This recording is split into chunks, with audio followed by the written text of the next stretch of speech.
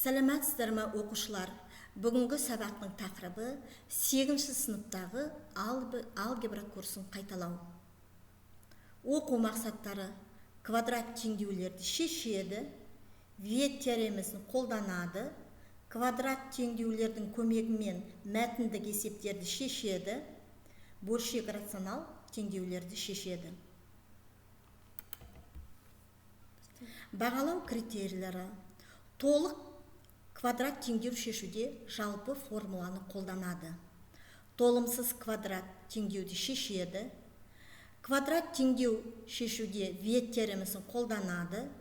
Бөлшек рационал теңдеулерді квадрат теңдеуге келтіріп шығарады. Квадрат теңдеудің көмегімен мәтінді есептерді шығарады. Ал енді оқушылар, сіздермен жеке жұмыс жасаймыз. Сонымен кестеде бізде теңдеулер беріліп тұр, 8 теңдеу. Сіздердің міндеттеріңіз сол теңдеулердің дискриминантын тауып, түбірлер санын анықтау.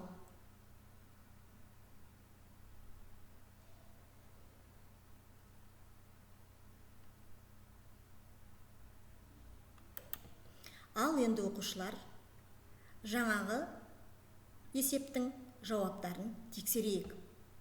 Сонымен бізде 8 теңдеу берілген. Бірінші теңдеу x квадрат минус 5x қосылған 9 тең болады 0-ге. Дискриминанты тең болады минус 11-ге, кіші 0-ден. Яғни теңдеудің түбірлері жоқ деген сөз. Екінші теңдеу x квадрат минус 7x қосылған 9 тең болады 0-ге. Дискриминант 15-ге тең, үлкен 0-ден. Теңдеудің екі түбірі бар.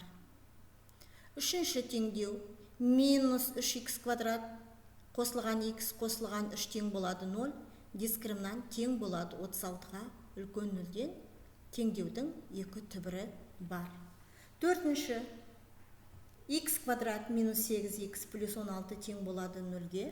Дискриминант тең болады 0-ге. Яғни теңдеудің өзара тең екі шешімі бар. Ол не деген сөз? x1 мен x2 мәндері өзара тең деген сөз. Бесінші есеп 14x квадрат қосылған 13 минус 15 тең болады 0-ге. Дискриминант 19-ға тең, үлкен 0-ден. Теңдеудің екі түбірі бар. Дискриминант тең болады 0. Алтыншы теңдеудің бұнда теңдеудің өзара тең екі шешімі бар. Жетінші теңдеу минус 11x квадрат қосылған x минус 9 тең болады 0-ге. Дискриминант тең болады минус 395 кіші 0-ден. Теңдеудің түбірі жоқ. Соңғы теңдеу 5x квадрат минус 9 минус 2 тең болады 0-ге. Дискриминант 121-ге тең, ол үлкен 0-ден. Теңдеудің екі түбірі бар. Ал енді оқушылар, біз рационал бөлшек теңдеулерді еске түсіреміз. Сонымен кестеде бізге теңдеулер берілген. Оң жағында облыстың атауы беріліп тұр. Енді тапсырмада бізге айтқан ауданның ең үлкен облысын, ауданы ең кіші облыс, тұрғыны саны ең көп облыс, тұрғыны саны ең аз облыс, Қазақстанда ең биік нүкте Хан Тәңірі шыңы орналасқан облыс, Қазақстандағы ең төмен температура тіркелген облыс. Міне осы сұрақтардың жауабын біз қазір іздеп көреміз. Енді балалар, теңдеулер рационал бөлшек теңдеу болғандықтан, бөлімде бізде мүмкін мәндерінің жиынын біз ескеруіміз керек, есептің шешімін шығарған кезде.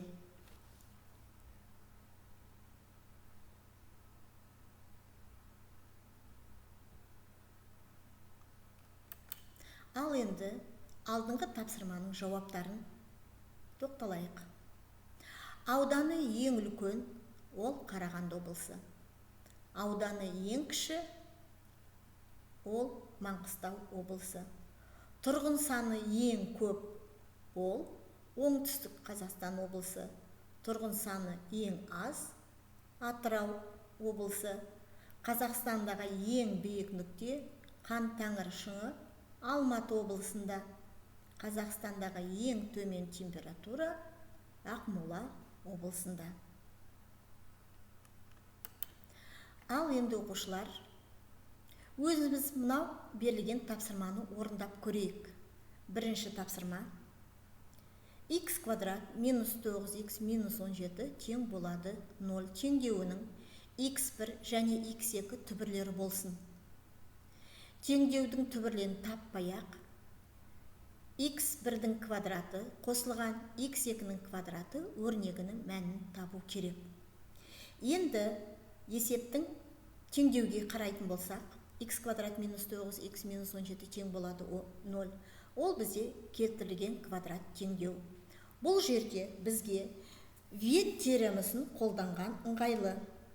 Мұнда түбірлерінің қосындысы тең болады қарама-қарсы таңбамен алынған санға, яғни 9-ға тең болады. Ал түбірлерінің көбейтіндісі тең болады минус 17-ге. Міне осы жүйені шешу үшін бізге алдымен бірінші жүйедегі бірінші теңдеудің екі жағында квадраттаймыз. Сонда сол жағын квадраттағанда аламыз x1-дің квадраты қосылған екі еселенген x1 мен x2-ның көбейтіндісі қосылған x2-ның квадраты тең болады 81. Екінші теңдеу өзгеріс қалады. x1 көбейтілген x2 тең болады минус 17-ге. Сөйтіп, алмастыру тәсілімен мынау жүйені шешеміз. Сөйтіп, өрнектің мәнін табамыз. Екінші тапсырма: жас инженер Арман Ермеков жас жанұя мемлекеттік бағдарламасы бойынша жаңа пәтер алды. Ол балалар бөлмесінің еденіне ковролан төсеуді ұйғарды. Ол үшін ұзындығы енінен 2 есе үлкен тік төртбұрыш тәрізді ковролан сатып алды. Шеберлер ковроланды еденге төсеу үшін оның енінен 30 см және ұзындығынан 1 метр 20 см кесіп алды.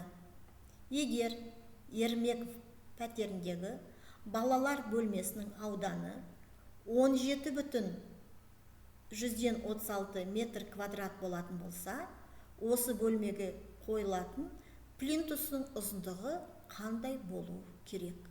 Міне енді осы тапсырманы өздігінен өзіміз орындаймыз. Сабақ аяқталды. Қош сау болыңыздар.